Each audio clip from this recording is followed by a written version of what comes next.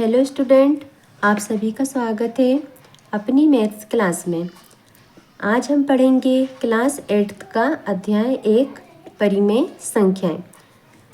तो चलो शुरू करते हैं।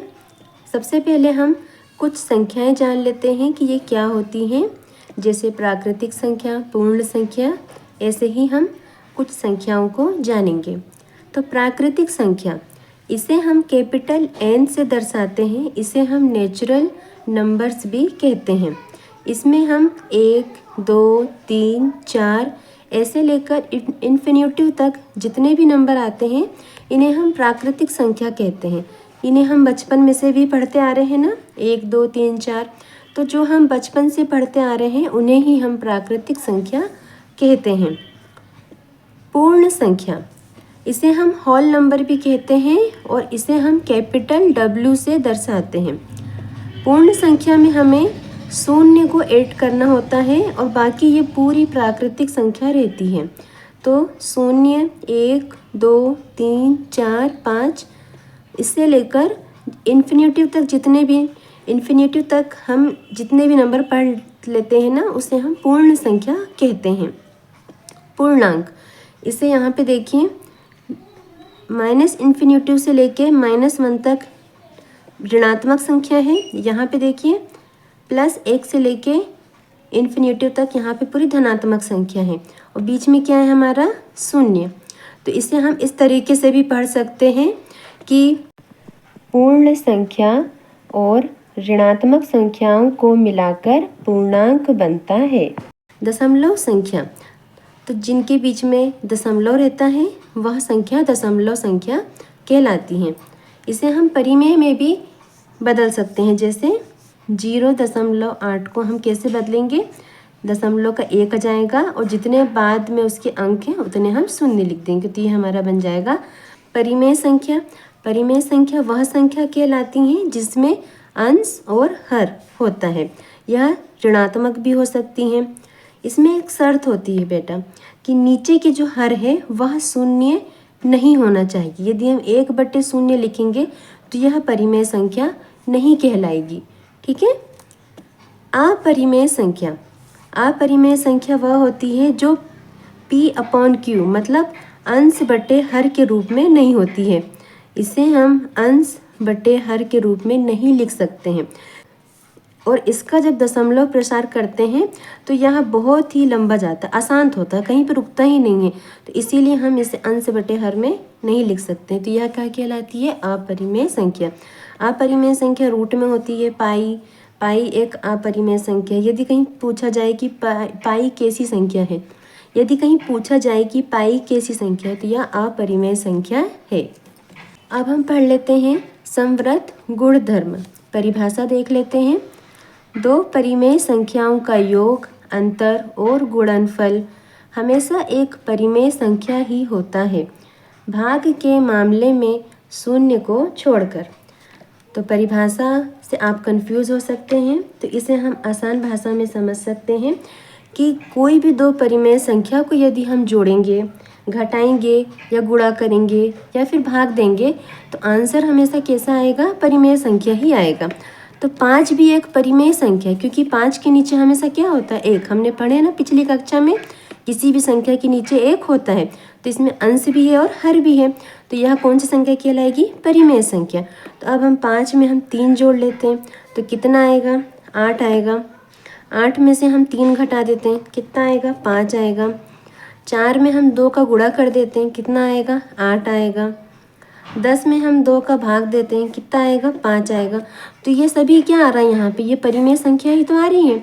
लेकिन यदि हम किसी संख्या में शून्य का भाग देंगे, जैसे कि 6/0 कर देंगे, इसको हम लिख सकते हैं 6/0, तो क्या ये परिमेय संख्या कहलाएगी, नहीं। अभी हमने पढ़े थे कि किसी का भी हर यदि शून्य होता है तो वह परिमेय संख्या नहीं कहलाती है। इसीलिए यहाँ पे लिखा है कि भाग के मामले में शून्य को छोड़कर। यही है संवर्त गुणधर्म। बहुत आसान है। संवर्त गुणधर्म हम लिख सकते हैं कि दो परिमेय संख्याओं का योग, अंतर, गुणनफल और भाग हमेशा एक परिमेय संख्या ही होता है, सिर्फ भाग के मामले में शून्य को छोड़कर। अब हम एक और नियम जान लेते हैं। क्रम विनिमयता। क्रम विनिमयता क्या होता है, तो आप इसके शब्द से ही समझो। क्रम विनिमयता कि हम किसी भी अंक, ये जो लिखे हैं ना नंबर्स, इनको इस साइड से इस साइड करना, इस साइड से इस साइड करना। जैसे कि यहाँ a प्लस बी बराबर b प्लस ए, बीच में क्या है, धन, तो योग क्रम विनिमय है। अब हम इसे नंबर से समझते हैं कि हमने यहाँ लिखे 5 प्लस 2, 5 को हमने a माने, b को हमने 2 माने, बराबर, तो b को हमने यहाँ 2 माने थे तो यहाँ पर भी 2 लिखेंगे, a को 5 माने थे यहाँ पर भी हम 5 लिखेंगे, धन।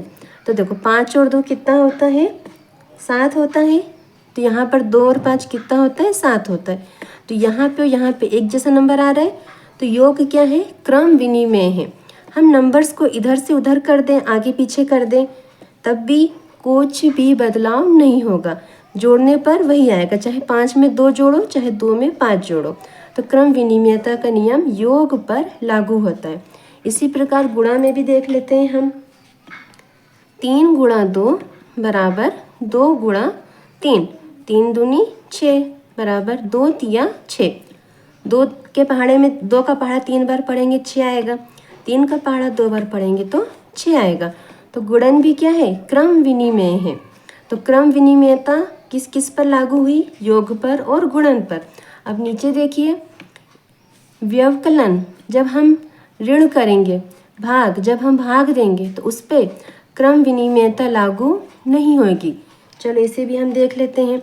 जैसे कि हम यहाँ लिखते हैं 1 माइनस 2, यहाँ पे हम लिखते हैं 2 माइनस 1। बी को हमने 2 माने थे, ए को हमने 1 माने थे। 1 में से 2 गया, कितना बचेगा, -1। यहाँ पे 2 में से 1 गया, 1 बचा। क्या ये दोनों बराबर है, नहीं है, तो व्यवकलन में क्रम विनिमयता लागू नहीं होगी। यदि हम व्यवकलन करने के लिए नंबर को आगे पीछे कर देंगे तो यहाँ पे क्रम विनिमयता लागू नहीं होगी। इसी प्रकार हम भाग में भी देख लेते हैं। यहाँ पे हम लिख देते हैं 2 भागित 3, यहाँ पे लिख देते हैं 3 भागित 2। अब हम इसे लिख देते हैं 2/3, क्योंकि ये दोनों एक दूसरे से नहीं कटेंगे। यहाँ पे हम लिख देते हैं 3/2। क्या ये दोनों एक दूसरे के बराबर हैं, नहीं। यदि हम इनका डिवाइड करेंगे, दशमलव में आंसर आएगा, तब भी बराबर नहीं होगा, और ये अभी भी बराबर नहीं दिख रहे हैं। तो क्रम विनिमयता योग और गुणन पर ही लागू होती है, व्यवकलन और भाग पर लागू नहीं होती है।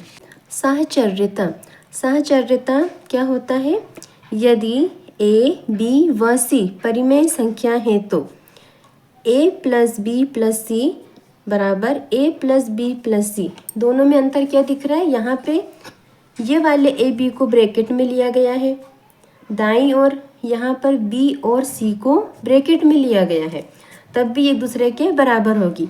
साहचर्यता का नियम होता है कि यदि हम 3 ऐसे नंबर ले रहे हैं जो परिमेय हैं, और उसमें हम पहले किसी 2 अंक को जोड़ दे रहे हैं, फिर जो बचा है उसको बाद में जोड़ रहे हैं, और दूसरी ओर वैसे ही 3 नंबर को ले रहे हैं, शुरू के 2 अंक को जोड़ रहे हैं, बाद में तीसरे को जोड़ रहे हैं, तब भी दोनों बराबर ही होंगे।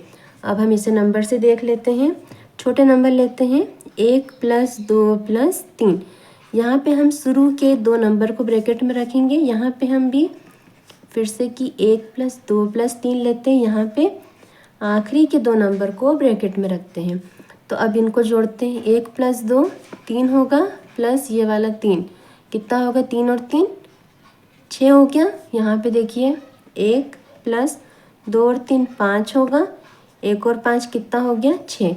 ये वाला 6, ये वाला 6 क्या है, बराबर हैं।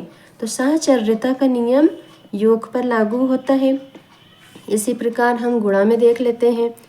यहाँ पर भी हम छोटा नंबर ही लेंगे, शुरू के 2 नंबर को ब्रैकेट में लिख देते हैं। यहाँ पे लास्ट के 2 नंबर को ब्रैकेट में लिख देते हैं। 1 दूनी 2 गुणा 3 बराबर 1 गुणा 2 तिया 6, 2 तिया 6 बराबर 1 6 6, ये दोनों बराबर हो गया।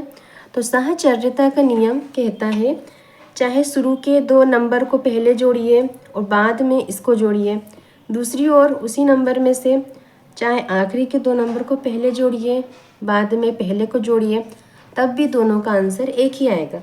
यदि हम इसे भाग में करते हैं तो यह नियम काम नहीं करेगा। जैसे कर लेते हैं 1/2/3 बराबर से 1/2/3। यहाँ पे हम शुरू के 2 नंबर को ले लेते हैं, यहाँ पे हम लास्ट के 2 नंबर को ले लेते हैं।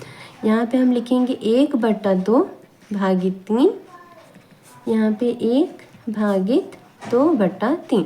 अब एक नियम हमने पढ़े थे, जब भी हम यहाँ भाग का आता है तो इससे हम क्या करते हैं, गुणा करते हैं और 3 कैसा हो जाता है, 1/3 में बदल जाता है। 1 गुणा 3/2। तो अब यहाँ देखिए ऊपर का ऊपर से गुणा हो जाएगा क्योंकि कोई नंबर किसी से नहीं कट रहे थे। यहाँ पे 1 1 कम 1, 2 तिया 6, यहाँ पे 1 तिया 3/2। क्या ये दोनों एक दूसरे के बराबर हैं? नहीं है, इसीलिए साहचर्यता का नियम भाग में और इसी प्रकार व्यवकलन में लागू नहीं होता है। अब हम देख लेते हैं वितरकता किसे कहते हैं। इस कि यदि ये दोनों कॉमन, ये जो नंबर है ना, ये 2 नंबर में से जो कॉमन है इसको अलग कर दो, या तो जो यहाँ पे निकला हुआ है अलग से इनको इनमें ऐड कर दो।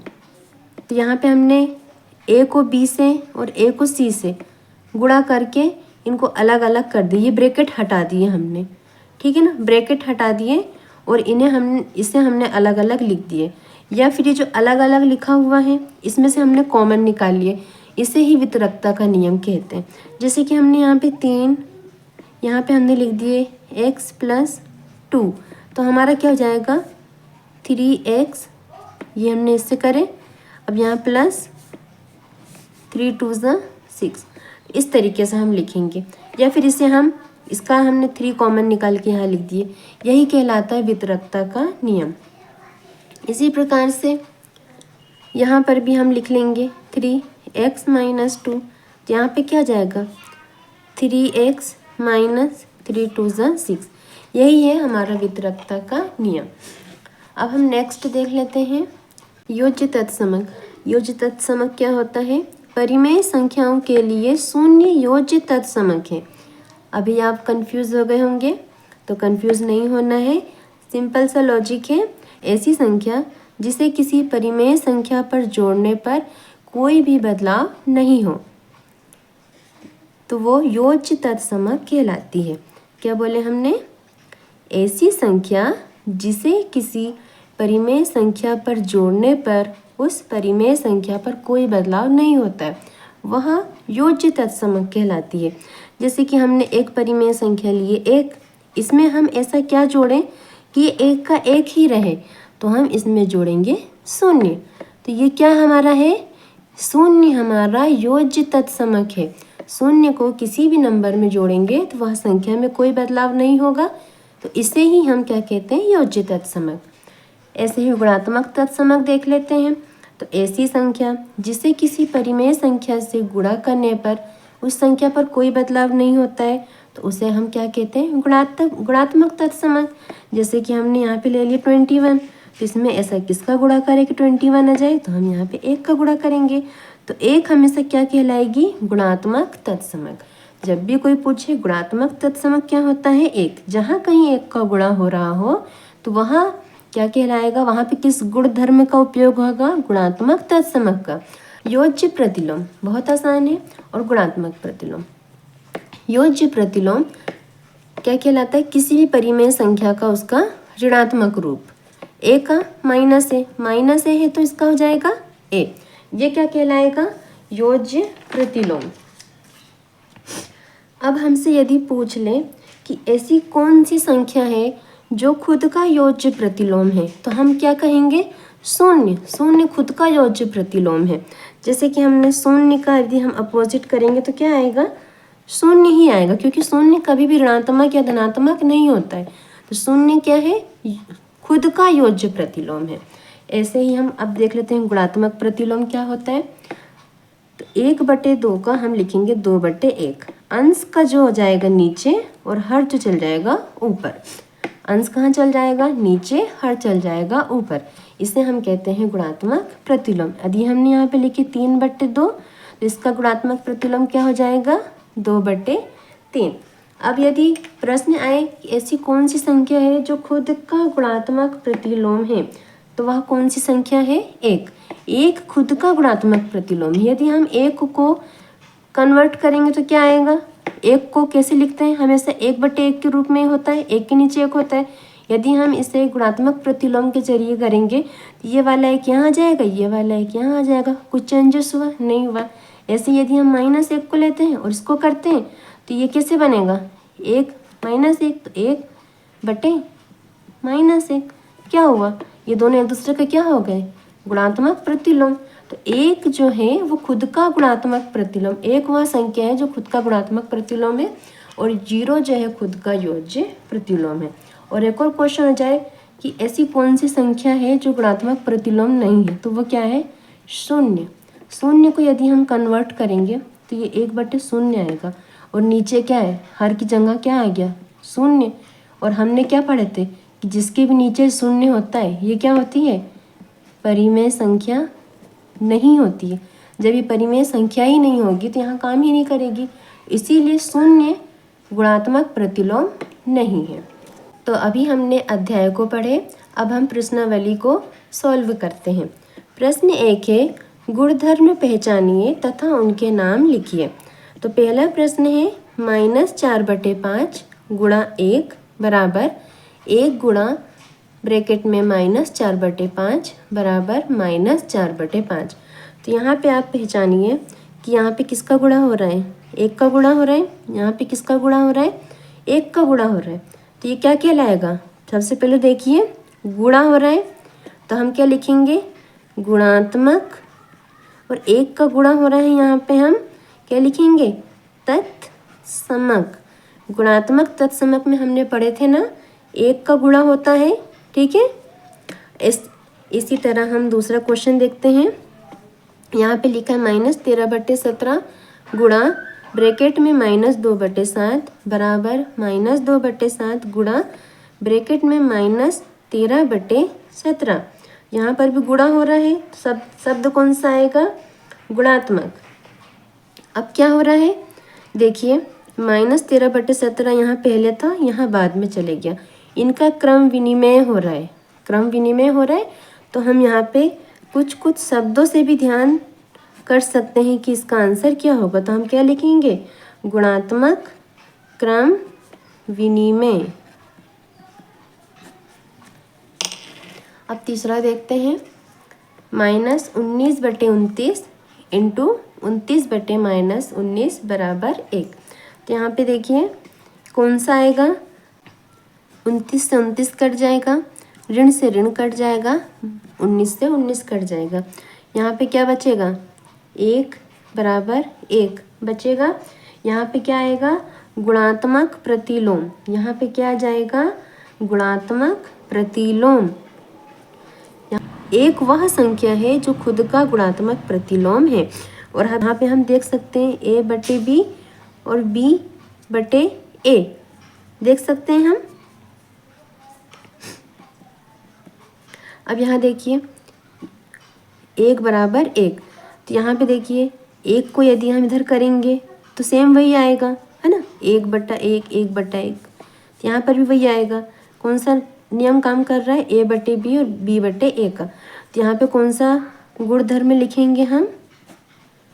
गुणात्मक प्रतिलोम।